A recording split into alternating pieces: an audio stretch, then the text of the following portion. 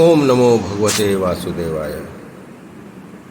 श्रीमद् भागवत महापुराण दसम स्कंद उत्तरार्ध प्रथम अध्याय श्लोक 1 से 10 का हिंदी अनुवाद।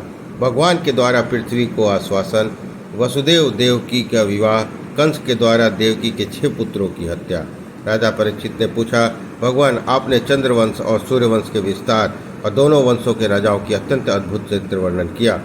भगवान के परम प्रेमी मुनिवर आपने स्वभाव से ही धर्म प्रेमी यदुवंश का भी विशद वर्णन किया। अब आप कृपा करके उसी वंश में अपने अंश श्री बलराम के साथ अवतीर्ण हुए भगवान श्री कृष्ण के परम पवित्र चरित्र भी हमें सुनाइए। भगवान श्री कृष्ण समस्त प्राणियों के जीवनदाता और सर्वात्मा है। उन्होंने यदुवंश में अवतार लेकर जो जो लीलाएं की उनका विस्तार से हम लोगों का श्रवण कराइए। जिनकी तृष्णा की प्यास सर्वता के लिए बुझ चुकी है, वे जीवन मुक्त महापुरुष जिनका पूर्ण प्रेम से अतृप्त रहकर गान किया करते हैं, मुमुक्षु जनों के लिए जो भव रोग की रामबाण औषध है तथा विषयी लोगों के लिए भी उनके कान और मन को परम आह्लाद देने वाला है। भगवान श्री कृष्ण के ऐसे सुंदर सुखद रसीले गुणानुवाद से पशुघाती अथवा आत्मघाती मनुष्य के अतिरिक्त और क्या हो ऐसा कौन है जो विमुख हो जाए, उससे प्रीत न करे। श्री कृष्ण तो मेरे कुल देव ही हैं। अब कुरुक्षेत्र में महाभारत युद्ध हो रहा था और देवताओं को भी जीत लेने वाले भीष्म पितामह आदि अतिरथियों से मेरे दादा पांडवों का युद्ध हो रहा था। उस समय कौरवों की सेना उनके लिए अपार समुद्र के समान थी, जिनमें भीष्म आदि वीर बड़े बड़े मच्छों को भी निगल जाने वाले तिमिगिल मच्छों के भांति भय उत्पन्न कर रहे थे। परंतु मेरे स्वप्नाधन्य पितामह भगवान श्री कृष्ण के चरण कमलों की नौका का आश्रय लेकर उस समुद्र को अनायास ही पार कर गए। ठीक वैसे ही जैसे कोई मार्ग में चलता हुआ स्वभाव से ही बछड़े के खुर की गड्ढा पार कर जाए। महाराज, मेरा यह शरीर जो आपके सामने है तथा कौरव पांडवों दोनों के ही वंश का एकमात्र सहारा था, स्वस्थामा के ब्रह्मास्त्र से जल चुका था। उस समय मेरी माता जब भगवान के शरण में थी, तब उन्होंने हाथ में चक्र लेकर मेरी माता का गर्भ में प्रवेश किया और मेरी रक्षा की। वे समस्त शरीरधारियों के भीतर आत्म रूप में रहकर अमृत का दान कर रहे हैं और बाहर काल रूप में रहकर उनका मृत्यु का मनुष्य के रूप में प्रतीत होना, यह तो उनकी ही लीला है। आप उन्हीं के ऐश्वर्य और माधुर्य से परिपूर्ण लीलाओं का वर्णन कीजिए। भगवान, आपने अभी बतलाया था कि बलराम जी रोहिणी के पुत्र थे। उसके बाद देवकी के पुत्रों ने भी आपने उनकी गणना की। दूसरा शरीर धारण किए बिना 2 माताओं का पुत्र होना कैसे संभव है? असुरों को मुक्ति देने वाले और भक्तों का प्रेम वितरण करने वाले भगवान श्री कृष्ण अपने वात्सल्य स्नेह से भरे हुए पिता का घर छोड़कर वज्र में क्यों चले गए? यदुवंश शिरोमणि भक्त वत्सल प्रभु ने नंद आदि गोप बंधुओं के साथ कहाँ कहाँ निवास किया? ब्रह्मा और शंकर का भी शासन करने वाले प्रभु ने ब्रज में तथा मधुपुरी में रहकर कौन कौन सी लीलाएं की? और महाराज, उन्होंने अपनी माँ के भाई मामा कंस को अपने हाथों से क्यों मारा? यह मामा होने के कारण उनके द्वारा मारे जाने योग्य नहीं था। मनुष्य आकार सजदानंद में विग्रह प्रकट करके द्वारकापुरी में यदुवंशियों के साथ उन्होंने कितने वर्षों तक निवास किया और उन सर्वशक्तिमान प्रभु की पत्नियां कितनी थीं? मैंने श्री कृष्ण की जितनी लीलाएं पूछी हैं और जो नहीं पूछी हैं, ये सब मुझे विस्तार से सुनाइए, क्योंकि आप सब कुछ जानते हैं और मैं बड़ी श्रद्धा के साथ ये सुनना चाहता हूँ। भगवान, अन्न की तो बात ही क्या, मैंने जल तक भी परित्याग कर दिया है, फिर भी यह असह्य भूख प्यास मुझे तनिक भी नहीं सता रही है, क्योंकि मैं आपके मुख कमल से झरती हुई भगवान की सुखमयी लीला कथा का पान कर रहा हूँ। सूत जी कहते हैं, सौनक जी, भगवान के प्रेमियों में अग्रगण्य और सर्वज्ञ भी सुखदेव जी महाराज ने परीक्षित का ऐसा समीचीन प्रश्न सुनकर उनका अभिनंदन किया और भगवान श्री कृष्ण की उन लीलाओं का वर्णन प्रारंभ किया जो समस्त कलिमलों को सदा के लिए धो डालती है। सुखदेव जी कहते हैं, भगवान की लाल लीला रस के रसिक राजर से तुमने जो कुछ निश्चय किया है वह बहुत ही सुंदर और आदरणीय है, क्योंकि सबके हृदय राध्य श्री कृष्ण की लीला कथा श्रवण करने से तुम्हें सहज और सुदृढ़ प्राप्त हो गई है। भगवान श्री कृष्ण की कथा के संबंध में प्रश्न करने से ही वक्ता, प्रश्नकर्ता और श्रोता तीनों ही पवित्र हो जाते हैं। जैसे गंगा की जल या भगवान शालिग्राम के चरणामृत आदि को पवित्र कर देता है। परीक्षित, उस समय लाखों दैत्यों के दल ने घमंडी राजाओं का रूप धारण कर अपने शरीर भार से पृथ्वी को आक्रांत कर रखा था। उसमें त्राण पाने के लिए वह ब्रह्मा जी के शरण में गई। पृथ्वी ने उस समय गो रूप धारण कर रखा था। उसके नेत्रों से आंसू बहकर मुंह में आ रहे थे। उसका मन तो खिन्न था ही, शरीर भी बहुत कृश हो गया था। वह बड़े करुण स्वर से रंभा कर रही। ब्रह्मा के पास जाकर उसने उन्हें अपनी पूरी कष्ट कहानी सुनाई। ब्रह्मा जी ने बड़ी सहानुभूति के साथ उनकी दुख गाथा सुनी। उनके बाद वे भगवान शंकर, स्वर्ग के अन्य प्रमुख देवता और गौ के रूप में आई हुई पृथ्वी को अपने साथ लेकर क्षीर सागर के तट पर गए। भगवान देवताओं के भी आराध्य देव हैं। वे अपने भक्तों के समस्त अभिलाषाएं पूर्ण करते हैं और उनके समस्त क्लेशों को नष्ट कर देते हैं। वे ही जगत के एकमात्र स्वामी हैं। क्षीर सागर के तट पर पहुंच ब्रह्मा आदि देवताओं ने पुरुष सूक्त के द्वारा परम पुरुष सर्वांतर्यामी प्रभु की स्तुति की। स्तुति करते ही ब्रह्मा की जी समाधिस्थ हो गए। उन्होंने समाधि अवस्था में आकाशवाणी सुनी। उन्होंने कहा, जगत के निर्माणकर्ता ब्रह्मा जी ने देवताओं द्वारा देवताओं मेरे भगवान की वाणी सुनी है। तुम लोग भी उसे मेरे द्वारा अभी सुन लो, फिर वैसा ही करो। इसके पालन में विलंब न होना चाहिए। भगवान को पृथ्वी से कष्ट का पहले से ही पता है। वे ईश्वरों के ईश्वर हैं, अतः अपनी काल शक्ति के द्वारा पृथ्वी का भार हरण करने के लिए वे जब तक पृथ्वी पर लीला करेंगे तब तक तुम लोग भी अपने अपने अंशों के साथ यदुकुल में जन्म लेकर उनकी लीला में सहयोग दो। वसुदेव जी के घर में पुरुषोत्तम भगवान प्रकट होंगे। उनकी प्रियतमा की सेवा के लिए देवांगनाएं जन्म ग्रहण करें। सर्वप्रकाश भगवान शेष जी, जो भगवान की कला होने के कारण अनंत हैं और जिनके सहस्त्र मुख हैं, भगवान के प्रिय कार्य करने के लिए उनसे पहले ही उनके बड़े भाई के रूप में अवतार ग्रहण करेंगे। भगवान की यह ऐश्वर्यशालिनी योग माया भी जिनके सारे जगत को मोहित कर रखा है, उनकी आज्ञा से उनकी लीला का कार्य संपन्न करने के लिए अंश रूप से अवतार ग्रहण करेगी।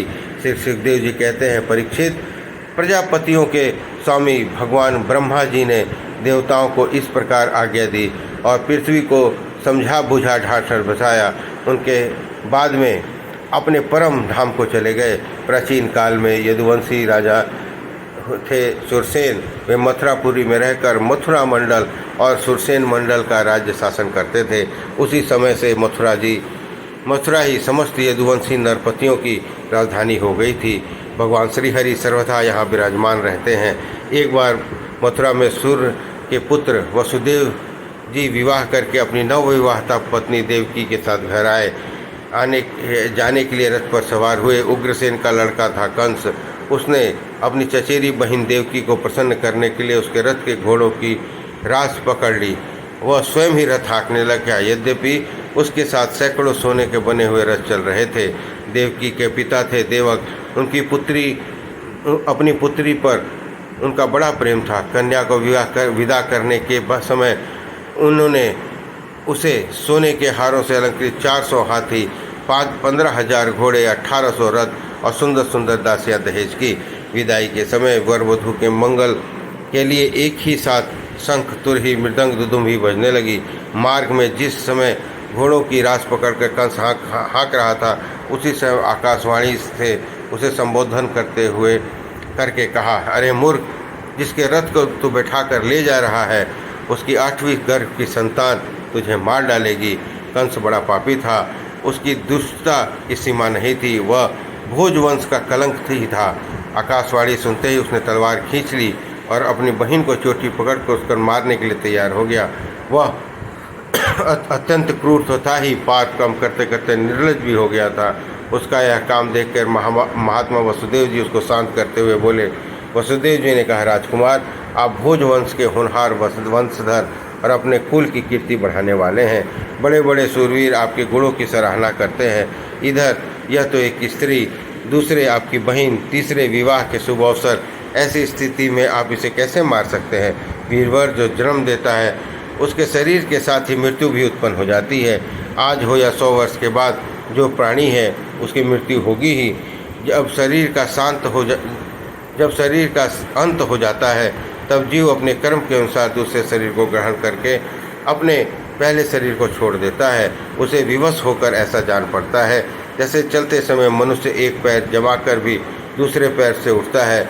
जैसे जो किसी अगले तिनके को पकड़ लेती है तब पहले के पकड़े हुए तिनकों को छोड़ देती है, वैसे जीव भी अपने कर्म के अनुसार किसी शरीर को प्राप्त होने के बाद ही इस शरीर को छोड़ता है। जैसे कोई पुरुष जागृत अवस्था में राजा के ऐश्वर्य को देखकर, इंद्रादि ऐश्वर्य को सुनकर काफ़ी अभिलाषा करने लगता है और उसका चिंतन करते करते उन्हीं बातों में घुल मिल कर एक सा हो जाता है तथा स्वप्न में अपने को राजा इंद्र के रूप में अनुभव करने लगता है।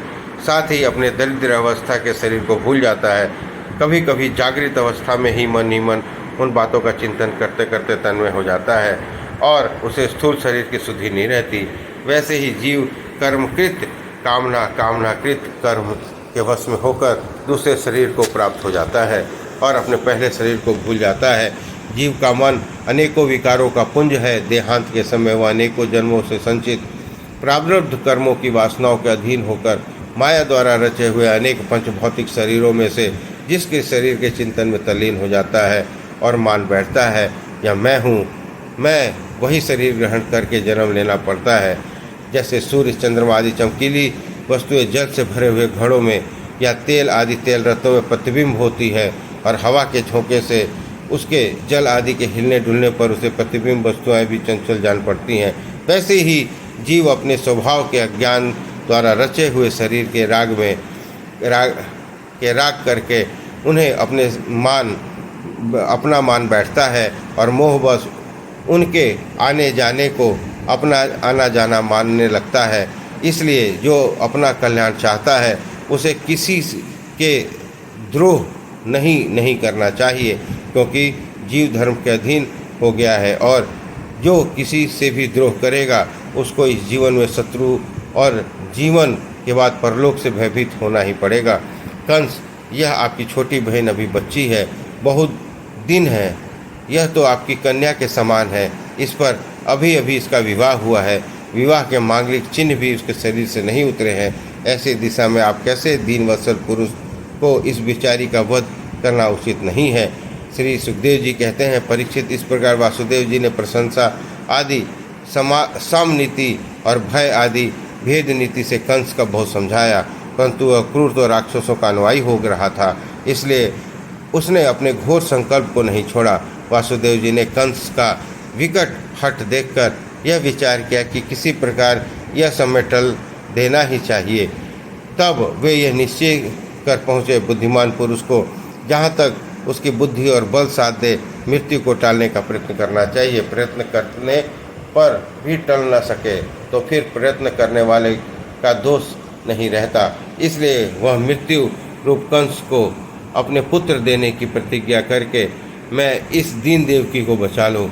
यदि मेरे लड़के होंगे तब तक यह कंस स्वयं नहीं मर जाएगा। यह क्या होगा, तब क्या होगा? संभव है उल्टा ही होगा, मेरा लड़का ही इसे मार डाले, क्योंकि विधाता के विधान को पार पाना बहुत कठिन है। मृत्यु सामने आकर भी टल जाती है और टली हुई लौट आती है। जिस समय वन में आग लगती है उस समय कौन सी लकड़ी जले कौन सी न जले, दूर की जल जाए और पास की बची रहे, ये सब बातों में अदृष्ट के सिवा और कोई कारण नहीं होता। वैसे ही किस प्राणी का कौन सा शरीर बनेगा और किस हेतु कौन सा शरीर नष्ट हो जाएगा, इस बात का पता लगाना बहुत ही कठिन है। अपनी बुद्धि के अनुसार ऐसा निश्चय करके वासुदेव जी ने बहुत सम्मान के साथ पापी कंस से बड़ी प्रशंसा की। परीक्षित, कंस बड़ा क्रूर और निर्लज था, अतः ऐसा करते समय वासुदेव जी के मन में बड़ी पीड़ा भी हो रही थी। फिर भी उन्होंने ऊपर से ही मुख कमल को प्रफुल्लित करके हंसते हुए कहा। वासुदेव जी ने कहा, सौम्य, आपको देवकी से कोई भय नहीं है, जैसा कि आकाशवाणी ने कहा, भय पुत्रों से। सो इसके पुत्रों को मैं आपको लाकर सौंप दूंगा। सुखदेव जी कहते हैं, परीक्षित कंस जानता था कि वासुदेव जी अपने के वचन झूठे नहीं होते। उन्होंने जो कुछ कहा है वह युक्ति संगत है, इसलिए उसने अपनी बहन देवकी को मारने का विचार छोड़ दिया। इससे वासुदेव जी प्रसन्न हुए और उसकी प्रशंसा करके अपने घर चले गए। देवकी बड़ी सती साध्वी थी। सारे देवता उसके शरीर में निवास करते थे। समय आने पर देवकी के घर से प्रतिवर्ष एक लड़कर के 8 पुत्र और 1 कन्या हुई। पहले पुत्र का नाम कीर्तिमान वसुदेव जी ने उसे लाकर कंस को दे दिया। ऐसा करते समय उन्हें कष्ट तो अवश्य हुआ, परंतु उससे भी बड़ा कष्ट इस बात से हुआ कि कहीं उसके वचन झूठे न हो जाए। परीक्षित, सत्य सांब पुरुष बड़े से बड़ा कष्ट भी सह लेते हैं। ज्ञानियों को किसी बात की उपेक्षा नहीं होती।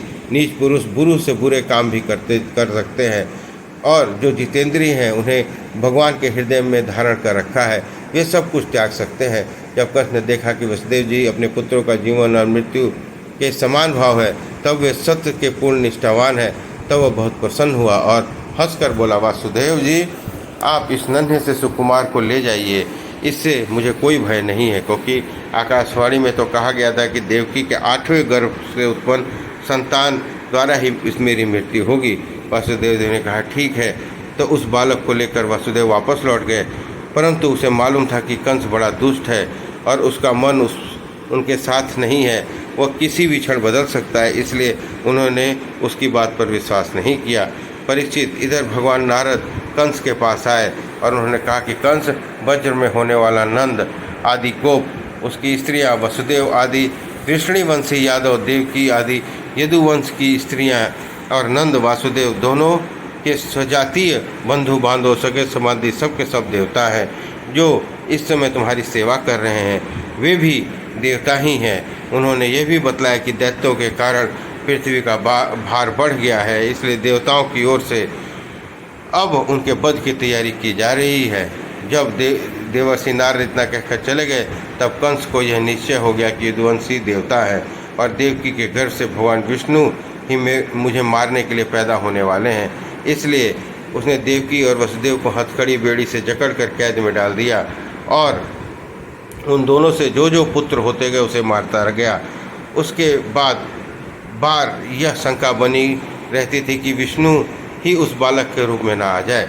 परीक्षित, पृथ्वी का यह बात प्रायः देखी जाती है कि अपने प्राणों का पोषण करने के लिए लोभी राजा अपने स्वार्थ के लिए माता पिता, भाई, बंधु और अत्यंत हितैषी इस मित्रों की भी हत्या कर डालते हैं।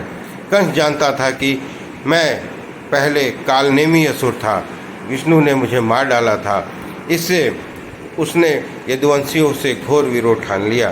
कंस बड़ा बलवान था, उसने यदु भोज अंधक वंश के अधिनायक अपने पिता उग्रसेन को कैद कर लिया और सुरसेन का राज्य वह स्वयं करने लगा। इस प्रकार 10वां स्कंध पूर्वार्ध प्रथम अध्याय संपन्न हुआ। ओम नमो भगवते वासुदेवाय। श्रीमद्भागवत महापुराण 10वां स्कंध द्वितीय अध्याय।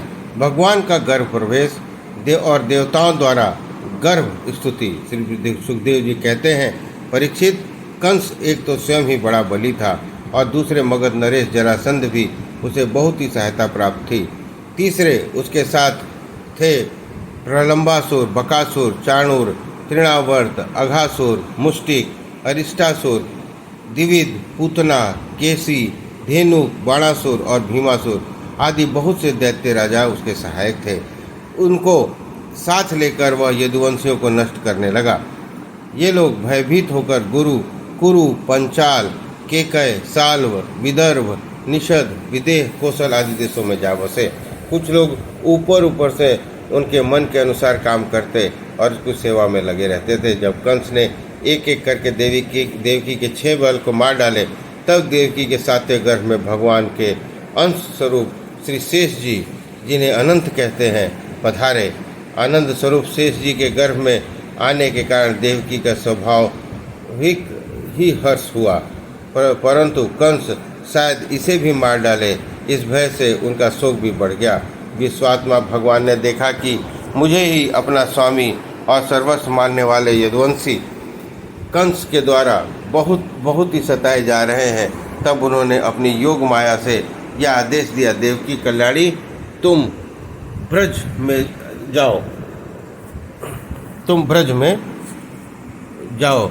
यह प्रदेश ग्वालों और गौओं से सुशोभित है, जहाँ नंद बाबा के गोकुल में वासुदेव की पत्नी रोहिणी निवास करती थी।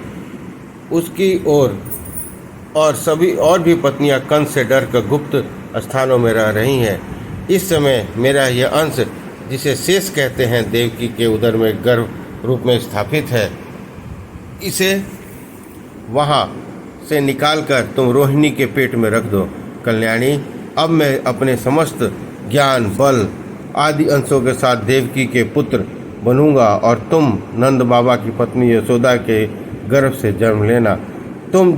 तुम लोगों को मुँह मांगे वरदान देने में समर्थ हो जाओगी।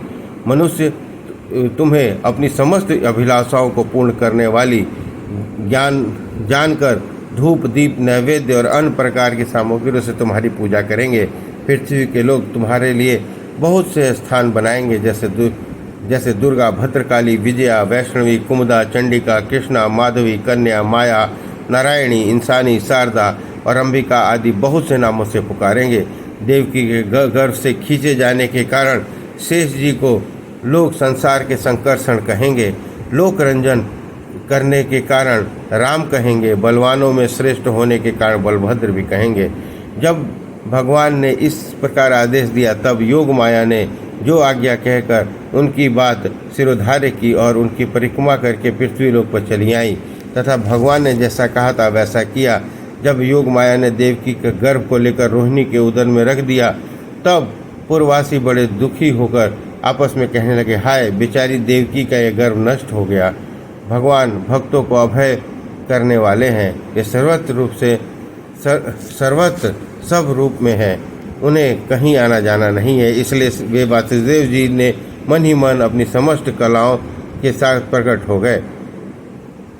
उनमें विद्यमान रहने पर भी अपने को अव्यक्त से व्यक्त कर दिया। भगवान की ज्योति के धारण करने के कारण वसुदेव सूर्य के समान तेजस्वी हो गए। उनको देखकर लोक की आंखें चौंधिया गई। कोई भी अपने बल, वाणी और प्रभाव से उन्हें दबा नहीं सकता था। भगवान ने उस ज्योतिर्मय अंश को, जो जगत का परम मंगल करने वाला है, वासुदेव जी के द्वारा आधान किए जाने पर देवी देवकी ने ग्रहण किया। जैसे पूर्व दिशा में चंद्रदेव को धारण करती है, वैसे ही शुद्ध सत्व के संपन्न देवी देवकी ने विशुद्ध मन से सर्वात्मा और आत्मस्वरूप भगवान को धारण किया। भगवान सारे जगत में निवास स्थान है। देवकी उनका भी निवास स्थान बन गई। परंतु घड़े जितने भी भीतर बंद किए जाएं, दीपक का और अपनी विद्या दूसरे को न देने वाले ज्ञान छल ही श्रेष्ठ विद्या का प्रकाश कैसे चारों ओर नहीं फैलता, वैसे ही कंस के कारागार में बंद देवकी की भी उतनी शोभा नहीं हुई। देवकी के गर्भ में भगवान विराजमान हो गए थे। उनके मुख पर पवित्र मुस्कान थी और उनके शरीर की कांति बंदी गृह जगमगाने लगा था। जब कंस ने उसे देखा तो वह मन ही मन कहने लगा, अब की बार मेरे प्राण के ग्राहक विष्णु ने इसके गर्भ में अवश्य प्रवेश किया है, क्योंकि इससे पहले देवकी कभी ऐसी न थी। अब इस विषय में शीघ्र मुझे क्या करना चाहिए? देवकी को मारना तो ठीक ना होगा, क्योंकि वीर पुरुष इस स्वार्थवश अपने पराक्रम को कलंकित नहीं करते। यह तो एक स्त्री है, दूसरी बहन, तीसरे गर्भवती। इसको मारने से तो तत्काल ही मेरी कीर्ति, लक्ष्मी और आयु नष्ट हो जाएगी। यह मनुष्य तो जीवित रहने पर भी मरा हुआ ही है, जो अत्यंत क्रूरता के व्यवहार करता है। उसकी मृत्यु के बाद लोग उसे गाली देते हैं। इतना ही नहीं, वह देश भिमानियों के योग्य घोर नरक में भी अवश्य जाता है। यद्यपि कंस देवकी को मार सकता था, किंतु स्वयं ही वह उस अत्यंत क्रूरता के विचार से निवृत्त हो गया। अब भगवान के प्रति दृढ़ बैर का भाव मन में गांठ करके वह जन्म की प्रतीक्षा करने लगा। वह उठते, बैठते, खाते, पीते, सोते, जागते, चलते फिरते सर्वदा ही श्री कृष्ण का चिंतन में लगा रहता। जहाँ उसकी आँख पड़ती जहाँ वह खड़का होता वहाँ उसे कृष्ण दिख जाते। इस प्रकार उसे सारा जगत ही कृष्णमय दिखने लगा। परीक्षित, भगवान शंकर और ब्रह्मा जी कंस के कैद खाने में आए। उनके साथ नारद जी आदि ऋषि भी थे। वे लोग सुमधुर वचनों से उनकी सबकी अभिलाषा पूर्ण करने वाले श्री हरि की इस तरह स्तुति करने लगे। हे प्रभु, आप सत्य संकल्प हैं। सत्य ही आपकी प्राप्ति का श्रेष्ठ साधन है। सृष्टि का पूर्व, प्रलय के पश्चात, संसार की स्थिति के समय, इन असत्य अवस्थाओं में भी आप सत्य हैं। पृथ्वी, जल, तेज, वायु और आकाश, इन 5 द्रव्यमान सत्यों के आप ही कारण हैं और आप उनमें अंतर्यामी रूप में विराजमान भी हैं। आप इस दृश्यमान जगत के परमार्थ स्वरूप हैं। आप ही मधुर वाणी समदर्शन के प्रवर्तक हैं। महाराज, आप बस सत्य स्वरूप ही हैं। हम सब आपकी शरण में आए हैं। यह संसार है, यह सनातन वृक्ष, यह वृक्ष का आश्रय है प्रकृति। इनके 2 फल हैं, सुख और दुख। 3 जड़ें हैं, सत्व, रज और तम। 4 रस हैं, धर्म, अर्थ, काम और मोक्ष। इसके जानने के 5 प्रकार हैं, श्रोत्र, त्वचा, नेत्र, रसिका और नासिका। इसके 6 स्वभाव हैं, पैदा होना, रहना, बढ़ना, बदलना, घटना और नष्ट होना। इस वृक्ष की छाल है 7 धातुएं, रस, रुधिर, मांस, मेद, अस्थि, मज्जा और शुक्र। 8 शाखाएं हैं, पंचभूत, मन, बुद्धि और अहंकार। इसमें मुख आदि 9 द्वार खोड़र है। प्राण, अपान, व्यान, उदान, समान, नाग, कूर्म, कृकल, देवदत्त, धनंजय, ये 10 प्राणी ही इनके 10 पत्ते हैं। इस संसार रूपी वृक्ष पर 2 पक्षी हैं, जीव और ईश्वर। इस प्रकार इस संसार रूप वृक्ष की उत्पत्ति का आधार एकमात्र आप ही हैं। आप में ही इसका प्रलय होता है और आप ही के अनुग्रह से इसकी रक्षा होती है। जिनका चित्त उनकी माया से आवृत्त हो रहा है, इस सत्य को समझने की शक्ति खो बैठा है, वे ही उत्पत्ति, स्थिति, प्रलय के वाले ब्रह्मादि देवताओं को अनेक दिखते हैं। तत्वज्ञानी पुरुष तो को सबके रूप में केवल आपका ही दर्शन करते हैं। आप ज्ञान स्वरूप महात्मा हैं। चराचर जगत के कल्याण के लिए ही अनेकों रूप धारण करते हैं। आपके वे रूप विशुद्ध, अप्राकृत, सत्वमय होते हैं और संत पुरुषों को बहुत सुख देते हैं। साथ ही दुष्टों को उनकी दृष्टता का दंड भी देते हैं, उनके लिए अमंगल भी करते हैं। कमल के समान कोमल, अनुग्रह भरे नेत्रों वाले प्रभु, कुछ विरले लोग ही आपके समस्त पदार्थों और प्राणियों के आश्रय स्वरूप में पूर्ण एकाग्रता के साथ अपना चित्त लगा पाते हैं और आपके चरण कमल रूपी जहाज का आश्रय लेकर इस संसार सागर को बछड़े के खुर के गड्ढे के समान अनायास ही पार कर जाते हैं। क्यों न हो, ये सब संतों ने इसी जहाज से संसार सागर को पार किया जो किया है। परम प्रकाशवान प्रकाश स्वरूप परमात्मा आपके भक्तजन आपके जगत में निष्कपट प्रेमी सच्चे हितैषी होते हैं। वे स्वयं तो इस भयंकर कष्ट को पार करने योग्य संसार सागर को पार कर ही जाते हैं, किंतु औरों के कल्याण के लिए भी वे यहाँ अनेक अपने चरण कमलों की नौका स्थापित कर जाते हैं। वास्तव में सत्पुरुषों पर आपकी महान कृपा है, उनके लिए आप अनुग्रह स्वरूप ही हैं। कमल नयन, जो लोग आपके चरण कमलों की शरण में नहीं लेते, वे आपके प्रति भक्ति भाव से रहित होने के कारण, जिनकी बुद्धि भी शुद्ध नहीं है, वो अपने को झूठ मूठ मुक्त मानते हैं। वास्तव में वे बुद्ध ही हैं। वे यदि बड़ी तपस्या साधना का कष्ट उठाकर किसी प्रकार ऊंचे ऊंचे पद पर पहुंच भी जाए तो भी वहां से नीचे गिर जाते हैं। परंतु भगवान, जो आपने अपने निज जन हैं, जिन्होंने आपके चरणों में सच्ची प्रीति जोड़ रखी है, वे कभी उन ज्ञान अभिमानियों के भांति अपने साधन मार्ग से गिरते नहीं। प्रभु, वे बड़े बड़े विघ्न डालने वाली सेना के सरदारों के सर पर पैर रखकर निर्भय विचरते हैं। कोई भी विघ्न उनके मार्ग में रुकावट नहीं डाल सकते, क्योंकि उनके रक्षक तो आप ही हैं। आप संसार की स्थिति के लिए समस्त देहधारियों को परम कल्याण प्रदान करते हैं। विशुद्ध सत्वमय, सजदानंदमय, परम दिव्य मंगल विग्रह प्रकट करते हैं, उस रूप में प्रकट होने से ही आपके भक्त वेद, कर्मकांड, अष्टांग योग, तपस्या और समाधि के द्वारा आपकी आराधना करेंगे। प्रभु, आप सबके विधाता हैं। यदि आपका यह विशुद्ध सत्यमय निज स्वरूप न हो तो अज्ञान और उसके द्वारा होने वाले भेदभाव को नष्ट करने वाला अपरोक्ष ज्ञान ही किसी को न हो। जगत में दिखने वाले तीनों गुण आपके हैं और आपके द्वारा ही प्रकाशित होते हैं, ये सत्य है। परंतु इन गुणों के प्रकाशक प्रवृत्तियों के से आपके स्वरूप का अनुभव केवल अनुमान ही होता है, वास्तविक रूप में साक्षात्कार नहीं होता। भगवान मन और वेदवाणी के द्वारा केवल आपके स्वरूप का ही अनुमान मात्र होता है, क्योंकि आप उनके द्वारा दृश्य नहीं, उनके साक्षी हैं। इसलिए आपके गुण, जन्म और कर्म आदि के द्वारा ही आपके जन्म और रूप का निरूपण नहीं किया जा सकता। फिर भी प्रभु आपके भक्त उपासना आदि क्रिया योगों के द्वारा आपका साक्षात्कार तो करते ही हैं। जो पुरुष आपके मंगलमय नामों और रूपों का श्रवण, कीर्तन, स्मरण और ध्यान करता है और आपके चरण कमलों की सेवा में ही अपना चित्त लगाए रखता है, उसे फिर जन्म मृत्यु के रूप संसार के चक्र में नहीं आना पड़ता। संपूर्ण दुखों को हारने वाले भगवान आप सर्वेश्वर हैं। यह पृथ्वी तो आपका चरण कमल ही है। आपके अवतार से इसका भार दूर हो गया। धन्य है प्रभु, हमारे लिए यह बड़े सौभाग्य की बात है कि हम लोग आपके सुंदर सुंदर चिन्हों से युक्त चरण कमलों के द्वारा विभूषित पृथ्वी को देखेंगे और स्वर्गलोक को भी आपकी कृपा से कृतार्थ करेंगे। प्रभु, आप अजन्मा है।